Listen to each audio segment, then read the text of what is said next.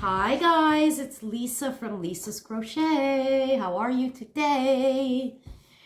I'm here to show you what I made for my granddaughter, Bethany. She turns 2 at the end of March. Look. Look guys, look. Oh, is that cute or is that cute? It's a little purse. It's a little purse. She can put little stuff in. Now I did not line this, but that's okay. It's just a little play purse for her. It's now it's a kitty cat, but when I FaceTimed her and I showed her and she says, rabbit, rabbit. So she can call it rabbit if she wants. It does, yeah. Hey, it's an animal that has whiskers and 2 eyes and a nose, so why not? It can be a rabbit. Isn't that cute though? I'll link in the description box the tutorial I followed for this. Yeah, it's a quick and easy little project. Now Lisa is not good at, what is it, a foundation chain? Foundation chain. So mine's not that great. But anyway, it's fun. It's fun. And also I have problems when you start here and you go around and make, I don't know if you guys can see, make like a little, like a boot shape. And that's actually why I'm not good at doing booties, because you have to do this shape. And what you have to do is then you have to go back, you go around, and then once you're around, then you go in, you keep going around. So then you're in the other side. Well, I don't do well at going into the other side, like stitches that aren't, there's no real stitches there from your beginning. You begin and then you go around and then you go around again. I'm good at back and forth things or circular things, but when you have to go around, I don't know if I'm explaining it right. I think you guys know what I'm talking about. When you have to keep going around and then you got to join in and go on the other side and start making stitches where there really aren't any stitches, because that's basically your chain. I'm not very good at that, but I did it. Yeah, kudos to Lisa. So what do you all think? Cuteness overload? I think so. I think she'll love it. And I think what I'm going to do is, you know how pictures, like printed out pictures, aren't a thing anymore. Everybody's got their cell phones and, everything's on, all pictures are on cell phones.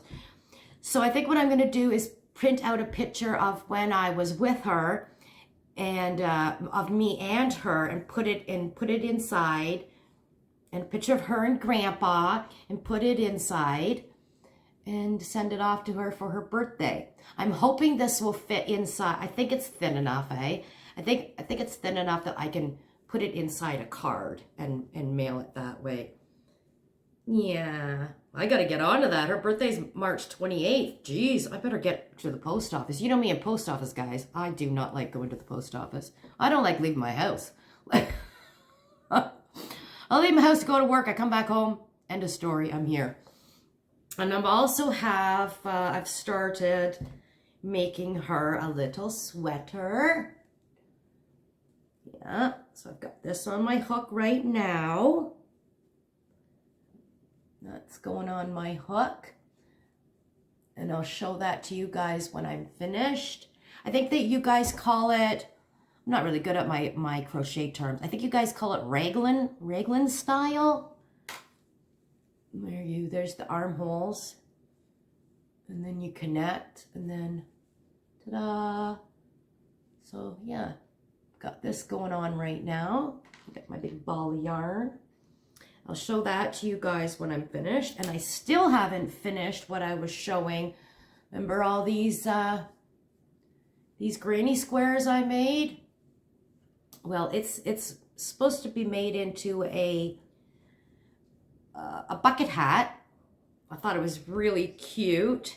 So I messed up on I need one more square. I messed up on my first square. When I went to finish it off, I went, oh, you don't have enough 1, 2, 3, 4, 5, 6, 7, 8. I needed 8, and somehow I managed to get 7 on my next one there. So I've got to redo that, and then you sew them all together. You know, you sew them all together and plunk one on the top, and then you do a brim, and wham bam, thank you ma'am, there's your bucket hat. So I'll show that to you guys when I finish that as well. I've got a lot of, I will show you that when I finish that. Yeah, I start projects like nobody's business. I still haven't sewn on my moose parts to that blanket. I still haven't finished that blanket. Anyway, c'est la vie. Just thought I'd pop on and brag. You know me, I love to brag about everything I make. So here I am bragging. Look at me. Cute, cute, cute. Cute. Yeah.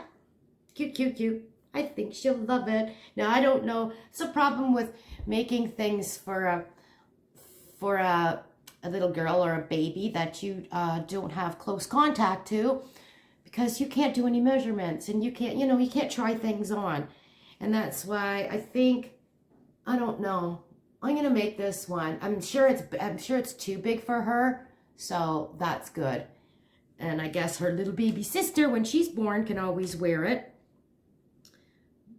But I think I might stop making outfits for her. I don't know.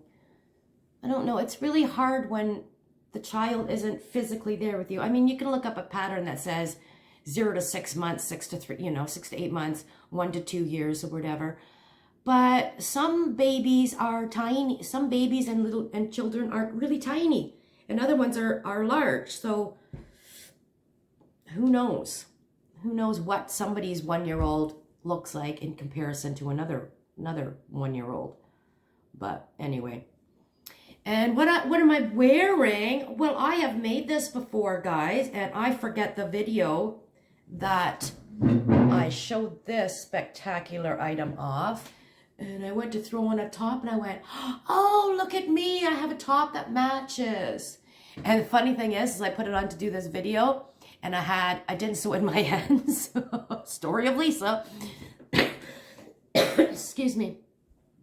So, so I just kept tucking it in, and every time I'd go to push play on the video, that string would pop up, and I go, oh my God, I'm never going to hear the end of this from Madonna. So just sit down and take 1 second to sew in that damn end. So I did, Madonna. And then funny thing, at the end of it, I also had a string that wasn't sewn in. And I was like, oh, you know what, screw it. They're not going to see that. You got it tucked around your back. And I'm like, oh, I could feel Madonna breathing over my shoulder saying, Lisa, you've got the threading needle in your hand. You just sewed in this. So take that other 1 second and sew in that end. So I did. I did. Oh, how many of you have got so many projects laying around that are finished, but you still have to sew in the ends? Oh my goodness.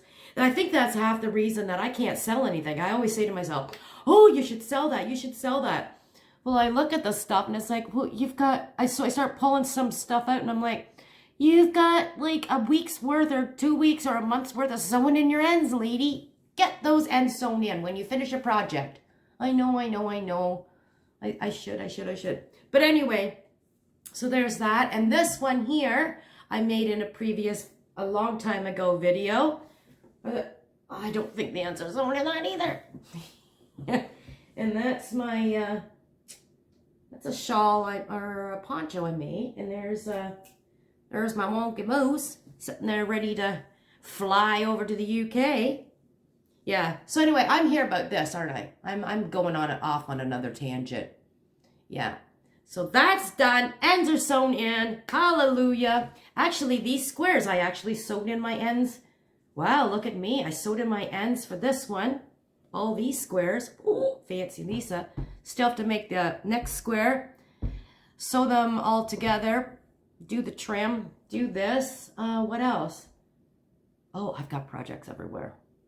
Projects in my brain that I want to do. I've got more on my, I have a private playlist of everything that want to make. So here I am, well, today, before making this video, I'm up. Anyway, blah, blah, blah, blah, blah, blah. I'm here to show this. You guys don't care about anything else. I'll let you guys go. There's more to see on the YouTube streets. I love you all. Thanks for watching. Cute. I'll link in the description box this here little purse for you guys. Okay, love you all. Thanks for watching. Hey, love ya. Like me. Such a little. Please like my video. Please subscribe to my channel and do all the jazz. Love you guys. Bye.